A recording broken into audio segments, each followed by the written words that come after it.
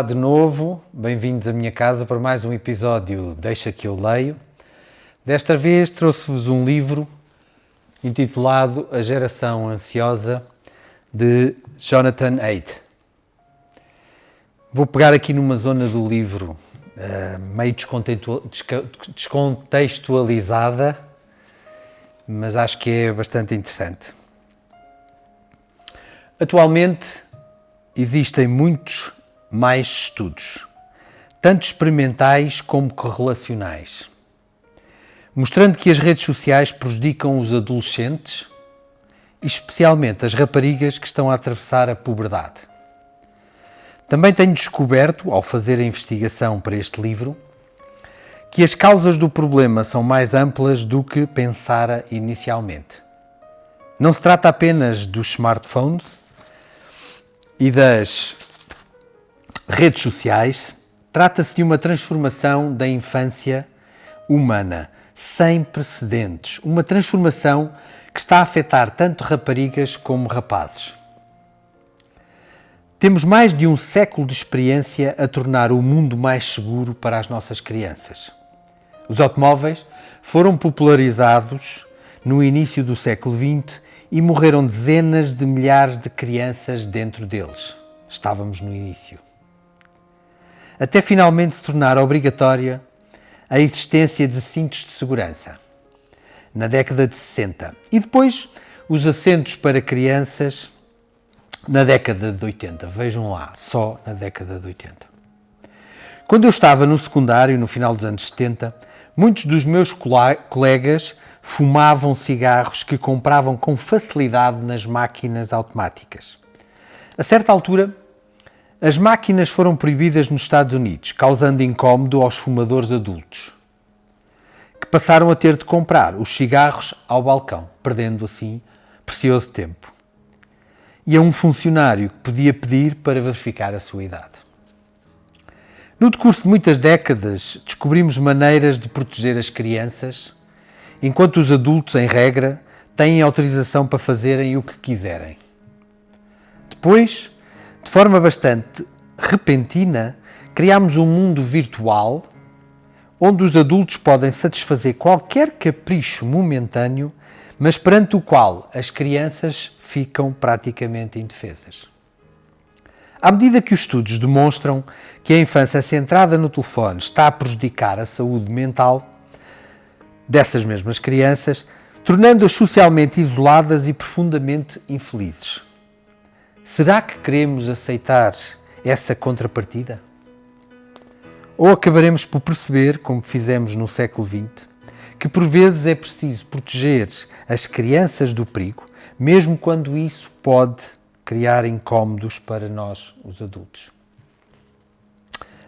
Na parte 4 deste livro, proponho várias ideias de reformas possíveis com o objetivo de reverter 2 grandes erros que temos feito no excesso de proteção das crianças perante o mundo real.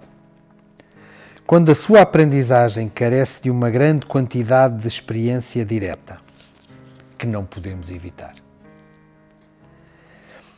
E um déficit de proteção no mundo virtual, onde são especialmente vulneráveis durante a puberdade.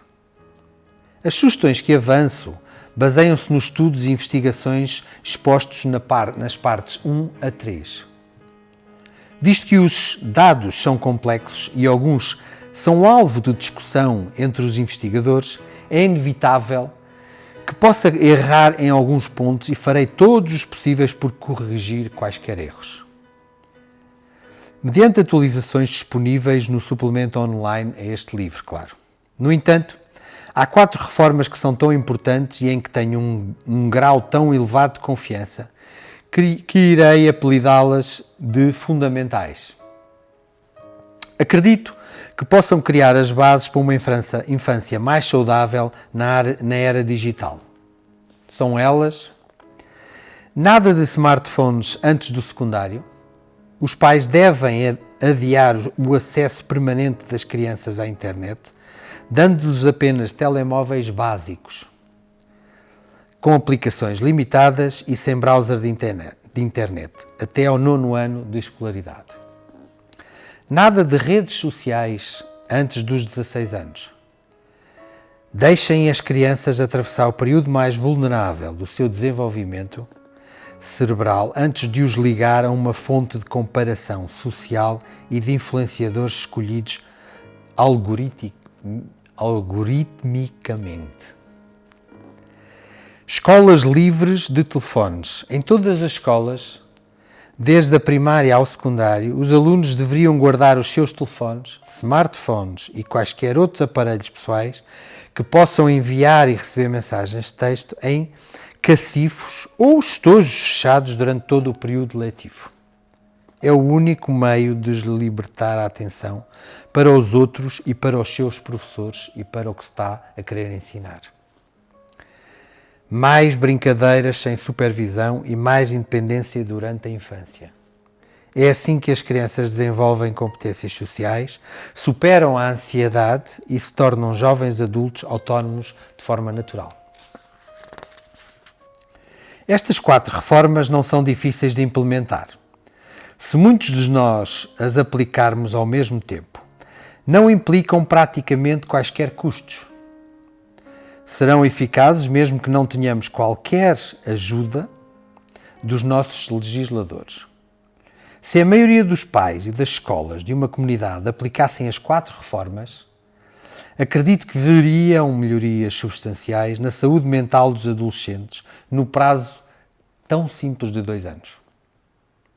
Dado que a IA e a computação espacial, como os novos Vision Pro Google da Apple, que os fazem mergulhar numa realidade alternativa, estão prestes a tornar o mundo virtual muito mais imersivo e aditivo. Penso que é melhor começarmos já a pensar nisto.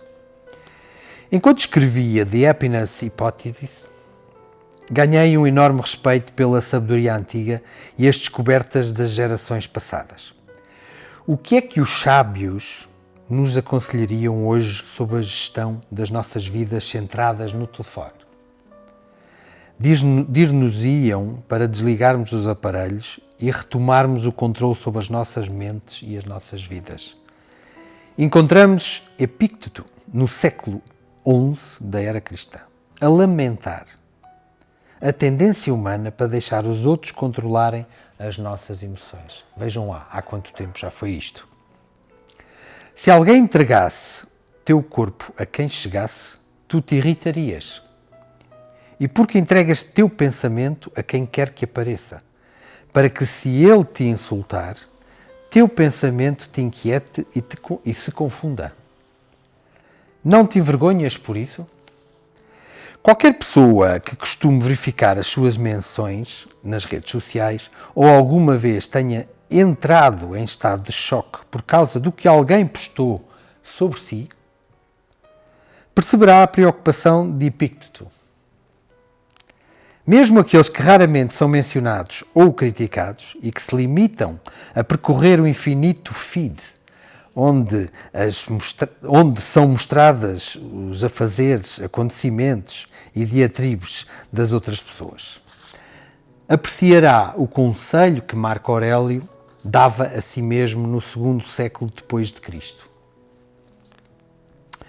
Não gastes o resto da tua vida com ideias que dizem respeito aos outros, a não ser que tenham relação com o interesse comum, pois com isso certamente te privas de alguma outra ocupação que por ti é negligenciada, ao te entreteres com ideias e ações alheias, com metas visadas pelos outros, com o que dizem ou pensam, com o que tramam e outras coisas semelhantes.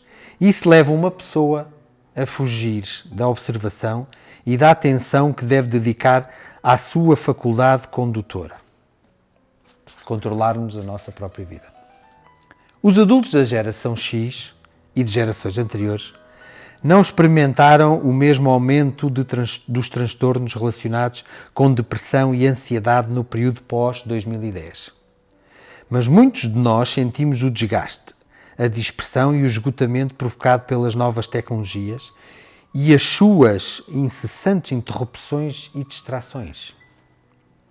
À medida que a IA generativa permite a produção de fotografias, vídeos e reportagens noticiosas super realistas, é provável que a vida online se venha a tornar bem mais confusa. Não tem de ser assim. Podemos retomar o controle das nossas mentes e das nossas vidas. Este livro não se destina apenas aos pais, professores e outras pessoas dedicadas a cuidar das crianças e a preocuparem-se com elas. É para qualquer pessoa que queira perceber o modo como a reconfiguração mais rápida da consciência e das relações humanas de que há memória tem dificultado as nossas faculdades de pensamento, concentração, disponibilidade para os outros e capacidade para construir relações próximas. A Geração Ansiosa é um livro sobre como resgatar a vida humana para os seres humanos de todas as gerações. Esta é a minha sugestão de hoje. Espero que gostem e até à próxima.